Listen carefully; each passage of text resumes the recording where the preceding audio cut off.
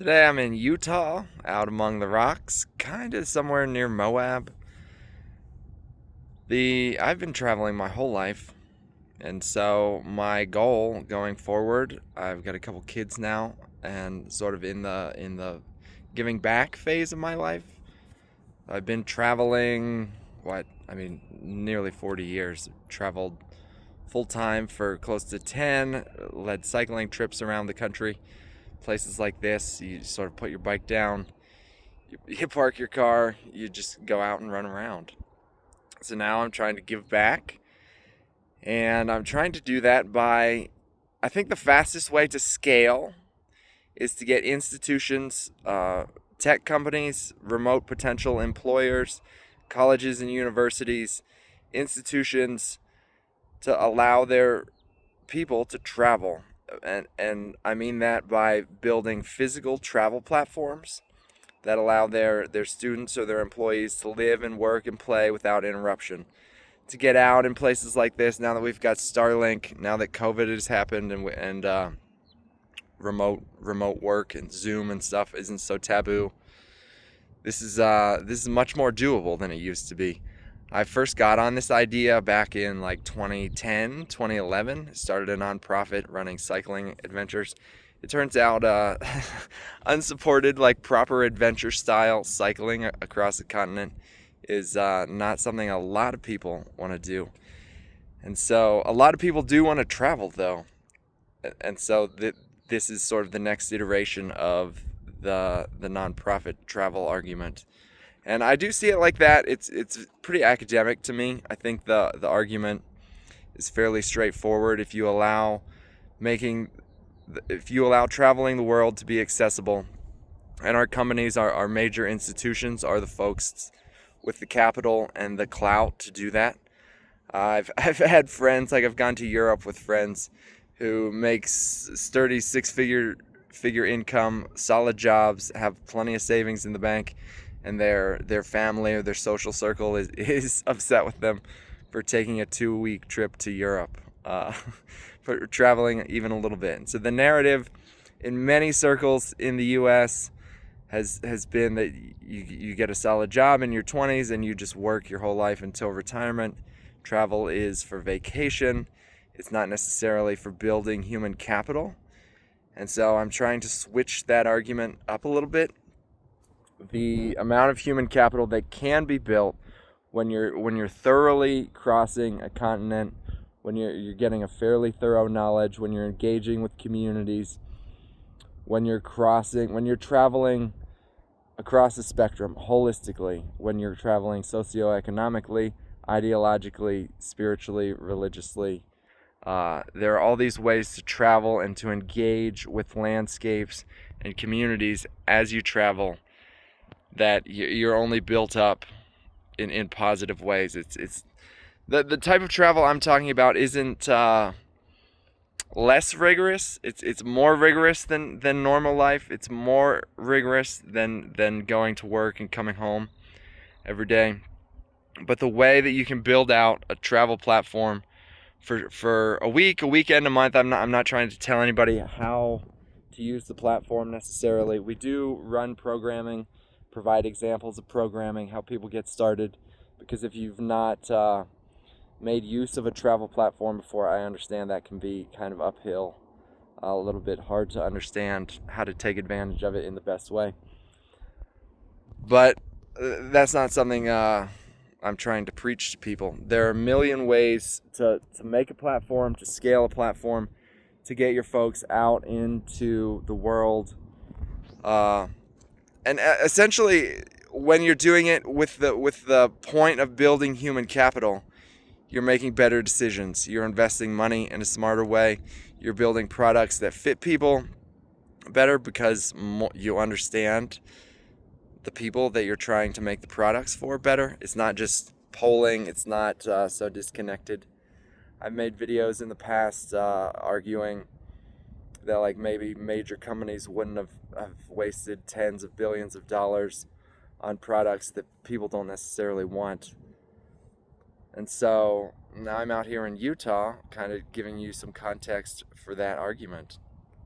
And basically, that argument is when you take travel seriously as a way to build human capital, when you're fairly systematic, you're thorough, you're intentional about traveling around a continent, larger distances, just because even like in the US, there's so many different subcultures and socioeconomic pockets and ways to travel that geographical travel allows you to travel. That's a funny sentence. That when you're doing it to build human capital, the results are exponential. So there are a handful of reasons we think, kind of off the top of our head, why a company or an institution might want to adopt this. One is morale. Like if your people don't want to do it, don't do it. I think a lot of people do want to do it or think they want to do it. And so that's when you're building out a platform, it's important to understand like or figure out like how much can our people handle. How long are these trips? Where are we going? Where do they want to go? What are they naturally passionate about? I think of, real quick, corporate social responsibility programs, just like blow the top off of them. If you're serious about giving back to communities locally or regionally or nationally, a substantive physical travel platform will do amazing things for that. Corporate culture development, team building, and I'm throwing work on there now. There's just so much you can do directly for the company that will make you money, and also build teams who have life-changing experiences. I mean, the proverbial trust fall right off the office chair. I don't know that anybody actually does that anymore, but like do that off a rock this size out here, it takes on a whole different feel than falling off the cubicle chair. And so obviously that's a bit of a hyperbolic example, but I think the point stands. Like when you're out here having team building experiences, or anywhere like a city, depends on what folks are into, you can create life-changing experiences. Whether it be like you get speakers out here. A lot of these spots that I go are national forest land. Like anybody can go. Obviously, you leave no trace, but you can set up for a sizable group and put together like an experience that blows something like a conference or a workplace lecture out of the water. It's pretty cool out here. And so then building corporate culture starts to take on a pretty new realm when you're building teams in experiences in the wilderness or in places that are so novel and foreign compared to just your company campus or your company workspace. I throw work in there. There's actually a lot of work that can be done only when you're traveling. A lot of like small and medium-sized businesses can be serviced or engaged in ways from a traveling platform that simply aren't possible from like email marketing and the standard ways of picking up clients. And I do want to distinguish that just because the platforms are sturdy enough. They're well thought out. They're quality vehicles. These are platforms that allow folks to live and work and play without interruption. And so if you think you're going to sacrifice productivity, I guess I would just beg to differ. There's no reason employees or students wouldn't be able to get their standard classes in. Definitely you can run classes from these platforms. Definitely you can get your 40 to 60, 70 hours a week in. And then it's kind of like instead of being off work at home, you're off work here.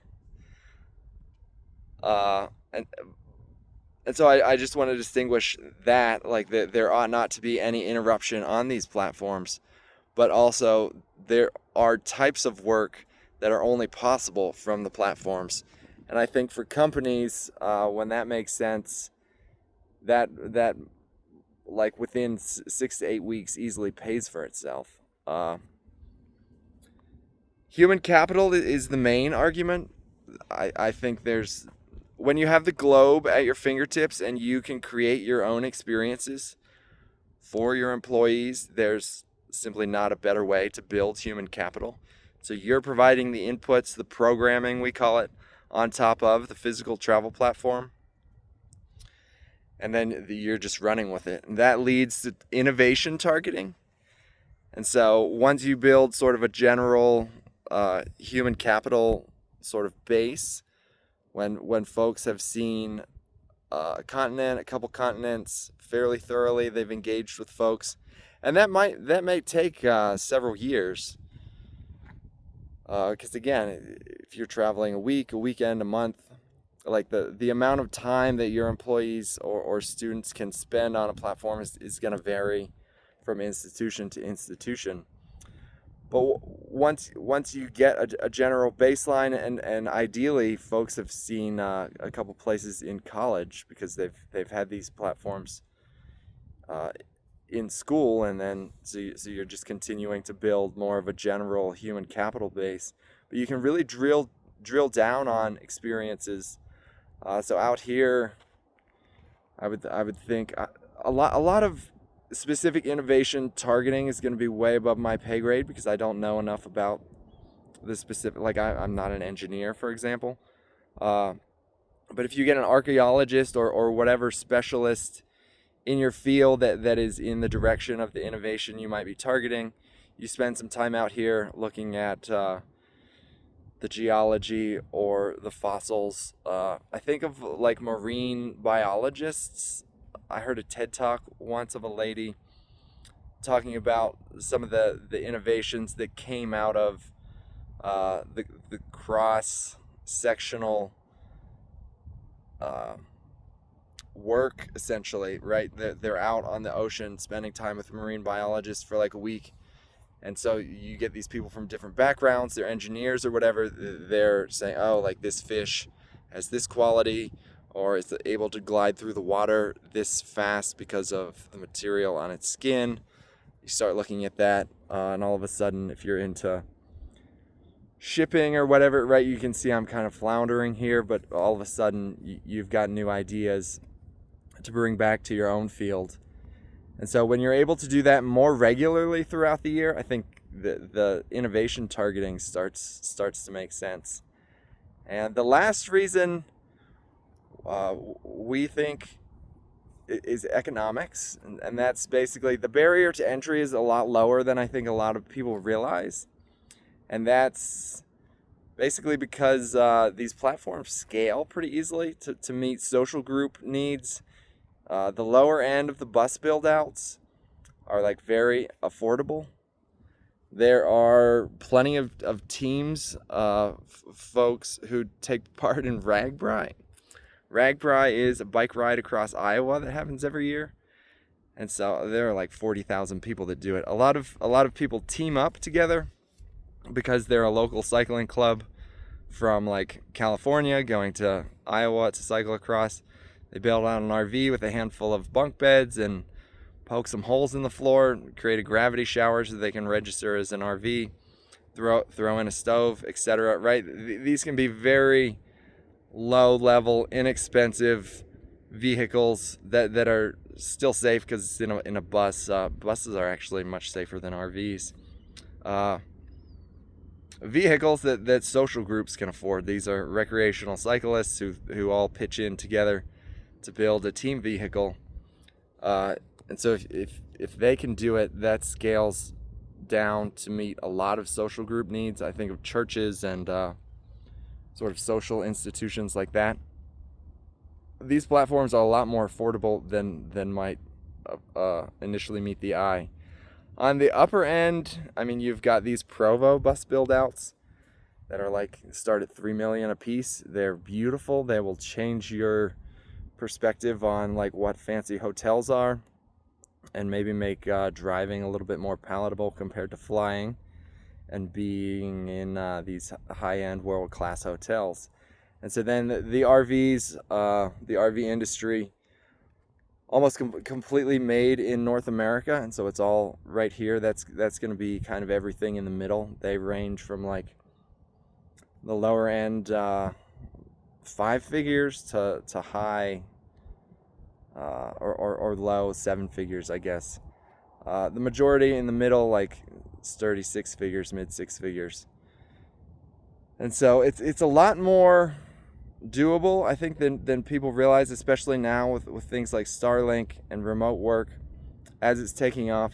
As AI continues to eat our jobs and our knowledge base, I think the way to become more human is to have a more thorough knowledge of our globe, to interact with more people across more cultures and subcultures. And so, yeah, I come out here in the wilderness. This is kind of all I think about in my spare time. So I think it's a novel argument. I get that. It's an uphill battle to get people to sort of come around to it. I'm not expecting serious results anytime soon, but this is just another iteration. Traveling the world ought to be made accessible, and I think it not necessarily for vacation, but for building human capital. I think as people start to understand that, significant numbers of lives will change for the better. They'll be more experienced. They'll have a better knowledge of their world. I just think like how many people want to travel? That's sort of the story of boomers.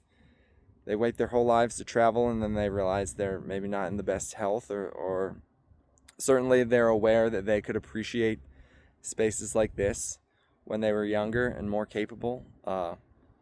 Even the small rocks that I like, this little ledge is a lot more rigorous.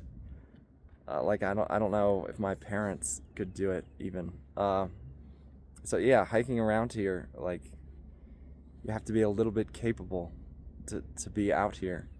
And again, like, national parks are amazing for this. They do a good job of making terrain like this visible for people who can't get out here for whatever reason.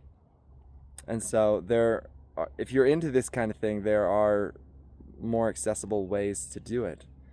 But the point being, if we incorporate travel into our institutions sooner than later, I think everybody's for that. It seems like a straightforward argument to me. Allow people to travel as much as they want, and their work-life balances, and not necessarily because they're working less, just they're doing more of what they want to do. And so it's something I'm excited about. I'm just making these videos. So we'll see you in the next one, and I'm gonna get out of Utah.